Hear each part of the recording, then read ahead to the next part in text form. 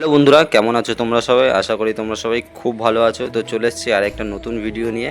তো আমাদের এখানে যে গৌড়ীয় মঠ আছে, তো সেই মঠেরই আজকে প্রসাদ খাবো বলে ইচ্ছা করেছে। তাই সকালেই আগে কুপনটা কেটেছি। তো এখন যাচ্ছি মন্দিরে, 12টার সময় আজ যেতে বলেছে।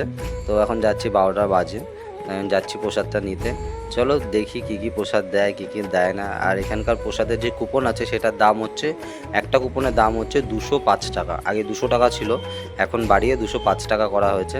তো যাই দেখি মন্দিরে কী কী প্রসাদ দেয় কি দেয় না। চলো সেটাই আজকে তোমাদের সাথে শেয়ার করব।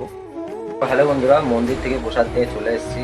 তো দেখাচ্ছি তোমাদেরকে প্রসাদে কী কী আমাদেরকে দিয়েছে। আর সেটা একদিন আগে বুক করতে হয়।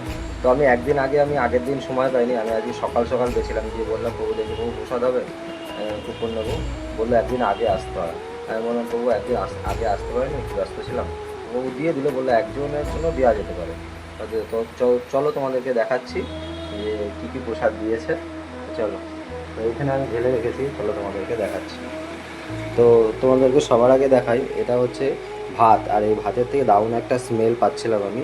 তাহলে এটা নর্মাল রাইস না, এটা হচ্ছে গোবিন্দভোগ চাল যত সম্ভব। তো এইখানে দিয়েছে ডাল, এই ডাল দিয়েছে, ভালো, ভালোই লাগছে দেখতে। আর এইখানে দিয়েছে আলু, পনির আর কাঁচকলার তরকারি, এটা একটা। আর এইখানে দিয়েছে তোমাদেরকে, এখানে দিয়েছে হচ্ছে চাটনি, অনেকটা পরিমাণেই দিয়েছে। আর এইখানে দিয়েছে হচ্ছে পায়েস, আর হচ্ছে মিষ্টি, দুটো মিষ্টি আছে এইখানে।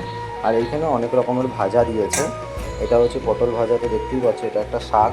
আর এইটা যে কিসের তরকারি করেছে এটা আমি বুঝতে পারছি না। এটা যত সম্ভব থোড় হয় না, কলার থোড়ের তরকারি।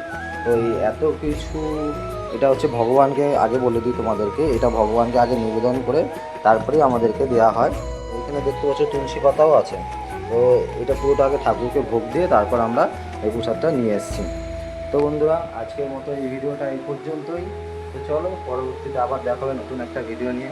আর যদি তোমাদের এই ভিডিওটা একটু ভালো হয়ে থাকে তাহলে অবশ্যই আমাদের এই চ্যানেলটা সাবস্ক্রাইব করে দিও। তো টাটা সবাইকে।